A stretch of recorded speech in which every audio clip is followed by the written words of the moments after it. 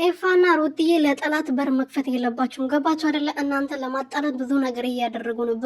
ብዙ ጉድጓዶችን ቆፍሯል። ግን እናንተ በር መክፈት የለባቸውም። ከሩትዬ ጋር ያላጣሉት ያላረቁት ኤፍሬምና እዩ ፈረንጁ ብቻ ናቸው እስከ ዛሬ ድረስ ከጎኗ ያሉት ማለት ነው። ስለዚህ እነዚህ ደግሞ አሁን የሚፈልጉት እነሱን ለማጣላት ለማለያየት፣ እንዲጣሉ ሩቲ ብቻ እንድትቀር ነው የሚፈልጉት። ስለዚህ ይህን በር ደግሞ መክፈት የለባችሁም። ኤፍሬም እንግዲህ እስከ ዛሬ የለፋሁት አንቺና አብርሽ ልጃችሁ አንድ ላይ ሆናችሁ ደስተኛ ቤተሰብ እንደበፊቱ ፍቅራችሁ እንዲመለስ ነበር።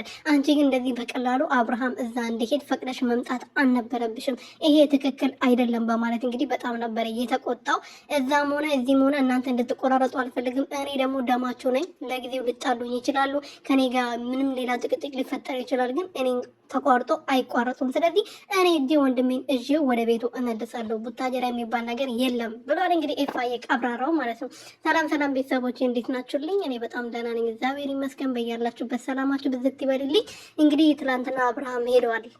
ተነሳ ወጣን እንውጣ እያሉ ነበርና አልወጡም። እንግዲህ ያው ዛሬም እዛው ናቸው። ኤፍሬም አብርሃምን ሊመልሰው ሄደዋል ቆርጦ ማለት ነው። እንግዲህ ሄርሜላ ደግሞ ትላንትና ቅድም ሌላ ድራማ ሌላ አክት ስትሰራብን ነበር። እቺ ነጭ ዱቄት ማለት ነው።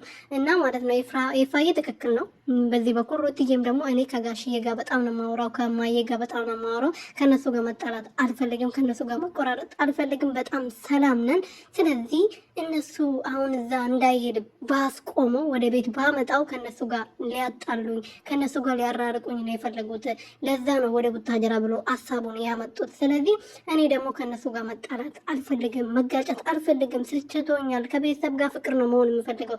እሱን አሁን ዛሬ ባስቆመው ጋሽዬ ሌላ ነገር ነው ምሉኝ። ስለዚህ ለዛ ነው ቡታጀራ ይዤ እሄዳለሁ ስሉኝ እሺ ብዬ ተስማምቼ የላኩት ትቼው የመጣሁት በማለት እንግዲህ ኤፋን ለማስቆም ሙከራ ስታደርግ ነበረ።